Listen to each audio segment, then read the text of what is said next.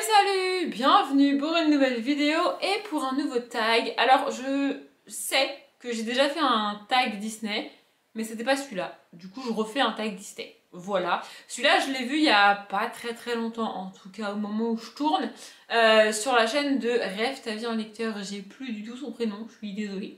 Je vous mettrai sa vidéo du tag en barre d'infos et comme ça vous aurez sa chaîne si vous la connaissez pas, même si j'en doute, mais enfin bon, au cas où. Bref, il y a 10 questions. Du coup, je me suis dit que ça devrait éviter de faire une vidéo d'une demi-heure. Bon, je dis ça, au moment où je dis ça, vous savez combien de temps dure la vidéo, moi je sais pas, parce que là, ça fait même pas une minute que je tourne, donc je ne sais pas. Mais voilà, il y a 10 questions. Comme d'hab, j'ai essayé de citer des livres que je cite pas tout le temps. En fait, à chaque tag et à chaque top 5 d'ailleurs, j'essaye d'éviter de citer toujours les mêmes, parce que c'est un peu chiant sinon. Bon, il y en a quand même quelques-uns que j'ai déjà cités quelques fois, hein, mais globalement, il y a quand même des nouveautés. Hein. Voilà, on va dire ça comme ça, il y a quand même des nouveautés, c'est déjà pas si mal.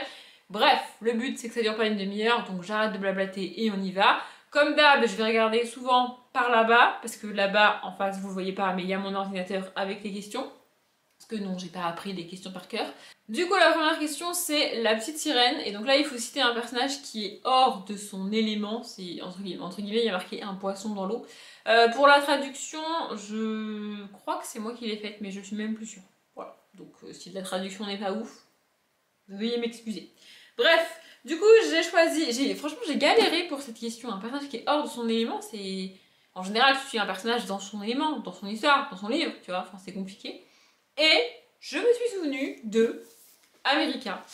Donc dans la sélection, je mets le livre de ce côté-là, ça m'évitera de me faire de l'ombre. Donc America dans la sélection. Donc la sélection, c'est une dystopie écrite par Kirakas. Et en fait, c'est le pitch de départ est assez basique pour une dystopie, on va pas se mentir. En gros, on va suivre America qui vient d'une des plus basses castes de la société. Donc en gros, elle est pauvre. Et qui va aller au palais parce qu'il y a une sélection.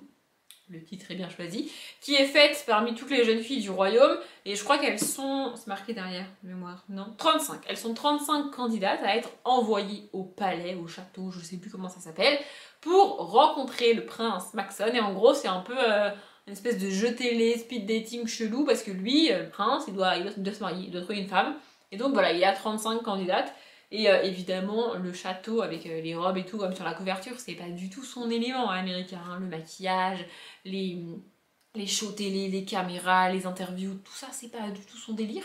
Mais elle a pas le choix, elle doit y aller. Elle y va, elle, principalement parce que elle est payée pour y aller, et donc sa famille a besoin de cet argent-là. Et bon, je vous fais un dessin, c'est le personnage principal d'une dystopie, romance. En plus, j'ai adoré cette saga, vraiment, j'adore America et Maxon. Pour la deuxième question, j'ai aussi galéré. Enfin, globalement, j'ai galéré pour ce tag, donc ça c'est fait. La deuxième question, c'est Cendrillon, un personnage qui traverse une transformation majeure. Et là, franchement, en fait, il n'y a rien qui m'est venu. Il n'y a aucun livre, aucun personnage qui m'est venu. J'ai cherché. Et puis, je me suis dit que c'était l'occasion de reparler d'un livre féministe. En plus, il y a des lois que je vois passer, notamment aux États-Unis en ce moment, qui me rendent hystérique sur ce sujet-là. Mais enfin bon, bref. Et donc, j'ai choisi Écarlate de Hilary Jordan. C'est pareil, c'est une dystopie beaucoup plus trash et beaucoup moins sympathique que à la sélection pour le coup. En fait, on y suit une femme qui est reconnue coupable d'avortement. Moi, ces mots-là mis ensemble, ça me dépasse. Mais enfin bon, bref, elle est reconnue coupable d'avortement parce que dans cette société, c'est illégal d'avorter. Et elle va être peinte en rouge et condamnée à la prison. Je crois qu'au début du livre, en fait, elle a été condamnée pour avortement et elle sort, sauf que elle sort de prison, mais pour que la société sache bien ce qu'elle a fait et à quel point elle est horrible selon la société, elle est transformée physiquement, genre vraiment dans ma mémoire, elle est peinte en rouge. Vraiment, sa peau est rouge pour que tout le monde, n'importe qui la croise dans la rue, sache qu'elle a un jour avorté alors que, oh là là, mon Dieu, c'est dramatique. Voilà, et donc bah, c'est une transformation physique majeure, elle doit subir ça, elle doit va vivre avec ça. Évidemment pour elle c'est pas un crime d'avoir fait ça, Et en fait, ce qui me rend toujours ouf, je vais le lire ici, ce qui me rend toujours ouf avec le principe de condamner une femme pour avortement, en fait, il y a deux choses. Premièrement, c'est soit t'avortes parce que si t'avortes, c'est parce que tu le souhaites, peu importe la raison, je m'en fiche, c'est ta décision, en fait. Donc si on t'empêche d'avorter, pour moi, ça revient à littéralement séquestrer une femme pendant 9 mois. Parce que un accouchement, j'allais dire, une grossesse, c'est pas un truc sympathique, léger, c'est pas rien en fait. Ça impacte vraiment beaucoup de choses dans le corps d'une femme, ça fait beaucoup de changements, c'est une période compliquée. Enfin, je veux dire, c'est pas juste un rhume, quoi. Tu vois, pendant 9 mois, ça va être un enfer. D'autant plus qu'elle ne voulait pas cet enfant à la base. Je vous parle même pas de l'épreuve de l'accouchement, parce que oui, dans ces cas-là, on parle d'une épreuve. Bref. Et la deuxième chose, c'est que, évidemment, toutes les lois qui sont faites par rapport à l'avortement, on ne condamne que la femme qui a avorté. Il n'y a que l'avortement qui est condamnable. Mais jusqu'à preuve du contraire, elle n'est pas tombée enceinte toute seule, comme par magie, par le Saint-Esprit. Enfin, je veux dire, à un moment donné, pourquoi le père, il a rien? Parce que c'est elle qui a décidé d'avorter? D'accord, très bien. Mais peut-être qu'elle ne voulait pas tomber enceinte. Peut-être que... Et puis alors, oui, je vais la citer parce que vraiment, ça me rend hystérique et après on passera au livre suivant, promis. Les lois là qui passent aux États-Unis, je crois que la dernière, elle est passée... Enfin, dans le dernier état, là, c'est au Texas, un truc comme ça. La loi qui dit qu'une femme violée qui tombe enceinte doit garder l'enfant si le violeur le veut, moi, elle me rend... Mais vraiment, ça me... À quel moment, en fait? Il l'a littéralement mise enceinte contre sa volonté et il a des droits sur elle. À quelle heure il a des droits en fait? Enfin moi ça me rend hystérique, vraiment ça me rend hystérique. Donc après vous faites ce que vous voulez, vous êtes pour ou contre l'avortement, je dis pas, c'est chacun son avis, chacun son truc, mais en fait je pars du principe que même si on est foncièrement contre l'avortement, ce que je peux comprendre, ce que je peux entendre, j'estime qu'il y a quand même des cas où l'avortement devrait être possible. Notamment après un viol. Ou notamment quand t'as 12 ans, par exemple. Tu vois? Bref. On passe au livre suivant, sinon je vais continuer le magazine. La question 3, c'est Blanche-Neige. Et là, il faut un livre aux personnages éclectiques. Du coup, j'ai directement pensé à un truc de fantasy, de fantastique, avec des créatures, des vampires, des loups-garous, des trucs comme ça. Et puis, je me suis dit que ça faisait longtemps que j'avais pas parlé de cette saga. C'est une saga que j'adore vraiment, que je suis très triste d'avoir aujourd'hui, oui bien sûr, d'avoir terminé. Et si aujourd'hui l'autrice nous refait un tome, une saga, n'importe quoi ce qu'elle veut, je fonce. Voilà. La saga que j'ai choisie c'est Charlie Davidson, donc le tome 1, premier tome sur la droite de Darryl Jones. Pas parce que le personnage principal est un pouvoir qu'on voit rarement. Parce qu'en fait, je me suis dit de base, si je parle de loup-garou et de vampires, en vrai, il y en a dans pas mal de bouquins, tu vois. Alors que là, le pouvoir de Charlie, c'est de voir les fantômes. Elle parle avec les fantômes. C'est pas un pouvoir hyper répandu, même dans la littérature, même dans le fantastique, même dans la fantasy, c'est pas hyper répandu, tu vois. Elle rencontre, du coup, des fantômes, elle rencontre aussi... Du coup, ça donne un éclectisme dans les personnages parce que elle va rencontrer des personnes qui sont mortes très récemment, des personnes qui sont mortes dans les années 20, dans les années 30, dans les années 40, et du coup, ça donne des personnages assez différents de ce qu'on a l'habitude de rencontrer, et tout ça dans la même saga, et en plus, comme si ça ne suffisait pas, il y a tout un délire avec le diable, les démons et tout. Enfin voilà, c'était surtout l'occasion de reparler de cette saga que j'adore vraiment. Et en fait, c'est l'une des rares Beat où il n'y a pas de vampire. Genre vraiment, il n'y a aucune créature surnaturelle de type vampire, loup-garou, métamorphe et tout, même sorcière. Elle n'est pas considérée comme une sorcière, juste elle voit les morts en fait, c'est tout. Comme dans le sixième sens. Exactement pareil. Voilà. Et les seules créatures fantastiques qu'il y a, du coup, ce sont vraiment des démons. Il n'y a rien d'autre. Mais je voulais quand même citer cette saga. La question 4, c'est donc sur La Belle au bois dormant, et c'est un livre qui vous endort. Au début, je voulais pas mettre un livre que j'avais abandonné. Et puis je me suis dit, je suis pas capable de terminer un livre si vraiment ça m'ennuie et si vraiment ça m'endort. Et je suis désolée de citer ce livre-là, mais en fait, je me suis posée devant le bas de mon armoire dans ma chambre, là où je mets tous les livres que j'ai abandonnés et que je ne veux pas garder, mais qui sont pour l'instant encore chez moi. Oui, il y en a encore plein. Et franchement, dès que je l'ai vu, je me suis dit, c'est celui-là. Et je pense que, j'en parle avant de vous le montrer, parce que potentiellement, vous allez avoir une réaction de type horreur une fois que je vous l'aurai montré, parce que c'est un grand auteur que beaucoup de monde aime, c'est une grande saga que beaucoup de monde aime. Bref, mais en fait, j'en attendais beaucoup. Parce que justement, tout le monde l'adore, tout le monde dit que c'est un univers génial, un auteur génial et tout. Et je me suis mais ennuyée. On tourne en rond dans ce foutu bouquin et j'ai pas réussi à accrocher. Vraiment, je parle depuis tout à l'heure de Le Paris des Merveilles, le tome 1, Les Enchantements d'Ambremer de Monsieur Pierre Pével. Oui, je suis désolée, mais franchement, je me suis rarement autant ennuyée dans un bouquin. J'ai été quand même assez loin. C'est aussi pour ça que je l'ai choisi, parce que malgré le fait que ça me plaisait pas, malgré le fait que je m'ennuyais, j'ai quand même forcé un peu. Je fais ça rarement, mais j'ai quand même forcé. Mais moi, j'ai dû lire 80-100 pages. Alors, dit comme ça a pas l'air énorme. Mais 80-100 pages, quand au bout de 40 pages, tu te fais chier, soyons clairs, c'est beaucoup quand même. J'ai lu le double quand même, donc c'est pas mal.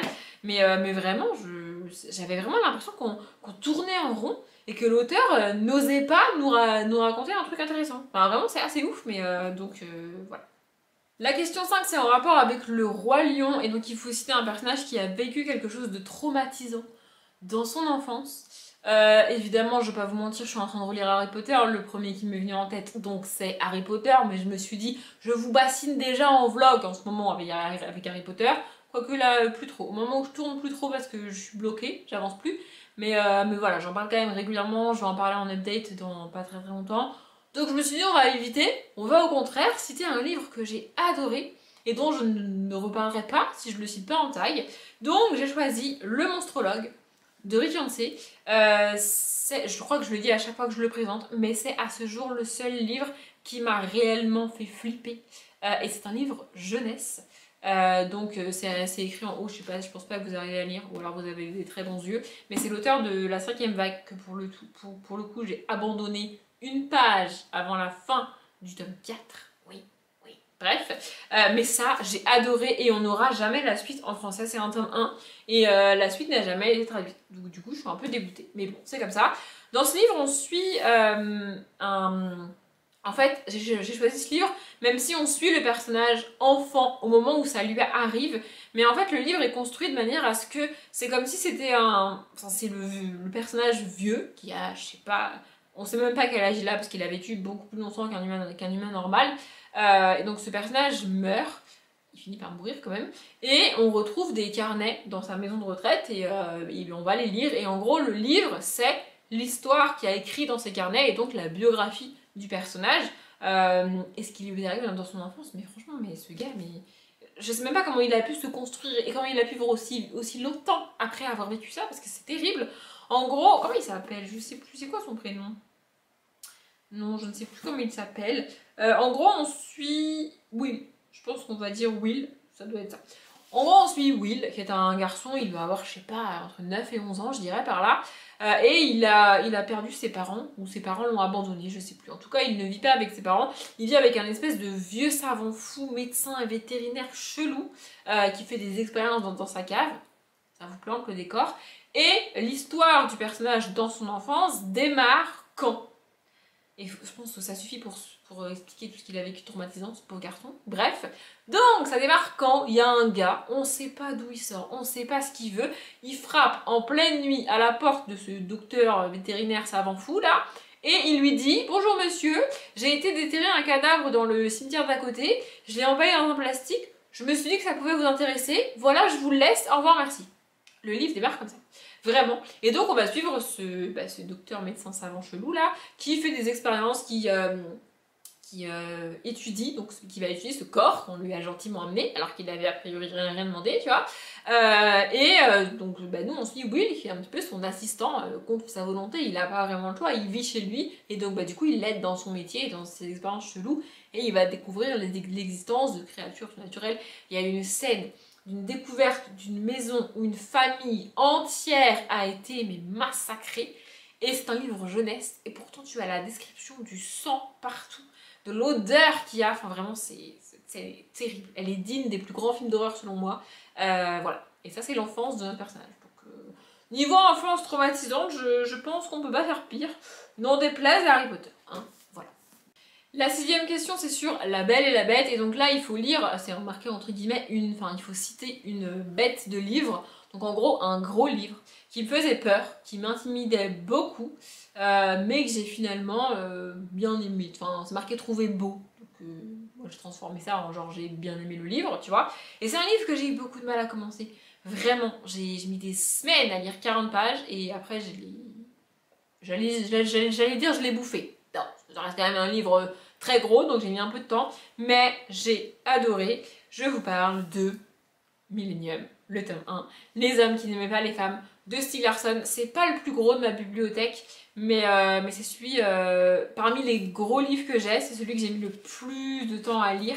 Et c'est, je pense, celui en fait, où l'écart entre le j'avais peur et j'ai adoré est le plus grand. Je sais pas si vous comprenez ce que je veux dire. Il aurait pu rentrer dans le top 5 hein, que j'ai fait il y a pas longtemps sur les livres qui ont dépassé mes attentes, clairement. J'ai adoré ce bouquin, on y parle de nouveau des féminismes, du droit des femmes, tout ça, les agressions, les machins, les trucs. En gros, pour l'histoire, on va suivre un journaliste qui, au début, sort de prison, je crois, et du coup, qui va un petit peu s'enterrer dans une espèce de petit village sous la neige, ça se passe en Suède. Et voilà, il veut se faire oublier un peu, en gros, son patron lui dit « c'est mieux si tu pars loin ». Et donc, il part loin, il l'écoute. Et on l'envoie spécifiquement dans ce village-là parce qu'il y a un vieux monsieur qui fait appel à des journalistes et qui cherche quelqu'un pour enquêter sur la disparition de sa petite nièce, je crois. Il y a 20 ou 30 ans, je sais plus combien d'années, sa petite nièce a disparu comme ça du jour au lendemain. Du coup, il sait qu'elle est morte, mais il veut juste savoir où elle est enterrée, qu'est-ce qui s'est passé, est-ce que c'est un accident, est-ce que c'est un meurtre, qu'est-ce qui se passe, tu vois. Et donc, on va suivre ce journaliste qui enquête là-dessus. Et en parallèle, on a le personnage qui est représenté sur la couverture, hein, à peu près, je crois. Elle est enfant sur la couverture, mais bref, qui s'appelle Lisbeth Salander, qui est une jeune femme qui a une vie pas très facile, hein, très clairement, qui a une vie pas très facile. Je n'en dirai pas plus, et qui est très douée en informatique, et donc elle va un petit peu s'associer à ce journaliste pour enquêter. Donc en tout, il y a 3 tomes. Je sais, c'est des briques, je sais, c'est long à lire, je sais, le style de l'auteur est pas toujours évident. Il y a parfois, en fait, ce qui est difficile avec ce livre, c'est que quand tu lis, il y a certaines pages, certains chapitres où tu te dis mais gars, je m'en fous de tout ça, c'est pas intéressant, à quoi ça sert? Et tu vas comprendre l'intérêt du chapitre que tu as lu seulement 30, 40, voire 100 pages plus tard. Du coup, c'est assez lourd à lire, vraiment, mais ça vaut le coup, vraiment, vraiment, ça vaut le coup. Si vous ne les avez pas encore lus, foncez. La question 7, c'est sur Aladdin, et donc là, il faut citer un personnage qui obtient que son souhait soit exaucé pour le meilleur ou pour le pire. Évidemment, j'ai choisi pour le pire, parce que dans Aladdin, c'est pas hyper positif quand son souhait est réalisé, je trouve. Bref, et j'ai choisi Frankenstein de Mary Shelley. Pour moi, ça répond parfaitement à la question, enfin j'ai pas mieux en tout cas. Je vais quand même vous résumer le livre, même si je pense que tout le monde connaît cette histoire. En gros, on suit un médecin qui voulait créer un homme, enfin qui voulait créer une espèce de... À partir de rien, il voulait créer un homme, créer un être humain, et c'est ce qu'il a fait. Il a réussi à créer cet être, sauf que tout le monde a peur de cet être, et le livre est pour moi une réflexion sur la nature humaine, le jugement humain, et le fait que obtenir ce qu'on veut, c'est pas toujours cool en fait, donc c'est pour ça que ça répond parfaitement bien à la question. Quand je l'ai commencé, je m'attendais pas du tout à aimer autant, mais vraiment j'ai adoré ce bouquin. Je trouve la réflexion et tout le questionnement vraiment cool. Du coup, voilà. Question 8, donc Mulan, un personnage qui prétend être quelqu'un ou quelque chose qu'il n'est pas. Et là, pareil, franchement, j'ai galéré parce que les personnages, en gros, hypocrites et tout, ça m'agace. C'est un truc avec lequel j'ai beaucoup de mal. Mais finalement, je vais citer une saga jeunesse toute mignonne, toute choupie, avec un personnage très cool. Je parle de Esther et Mandragore, donc ici le tome 1, Une sorcière et son chat, de Sophie Dued au texte et Marie-Pierre Audoux au dessin. D'ailleurs, je vais vous montrer une petite illustration si j'en trouve une. Ah ben voilà, parfait. Voilà. En gros, dans cette saga, on suit donc Esther, Mandragore c'est son chat. Esther qui est une sorcière, donc elle vit dans le monde des sorcières avec ses camarades sorcières et tout. Il n'y a que des sorcières, il n'y a pas d'hommes. Je ne sais pas comment les bébés naissent et je m'en fiche. Et au tout début du tome 1, elle gagne un espèce de concours et elle gagne le droit d'aller dans le monde des humains, dans lequel elle va se faire passer pour une humaine, faire comme si elle n'avait pas de pouvoir, faire comme si elle n'était pas sorcière, comme si elle était entre guillemets une humaine normale, vous voyez. Sauf que c'est pas le cas, c'est une sorcière. Du coup, voilà. Franchement, j'ai vraiment beaucoup aimé cette saga. D'ailleurs, il faudrait que je me renseigne pour savoir ce que Sophie Dued a écrit d'autre. Peut-être que je l'avais fait et que j'avais été déçue. Je sais plus. Mais vraiment, c'est une saga en 4 tomes. Les tomes sont très courts, très petits. Très courts, très petits, c'est logique. Mais ils font genre 100... Voilà, ils font 120 pages. Franchement, j'ai adoré cette saga. Pour Halloween, c'est parfait. Pour les enfants, c'est top. Et moi, je suis une grande enfant, donc j'ai adoré.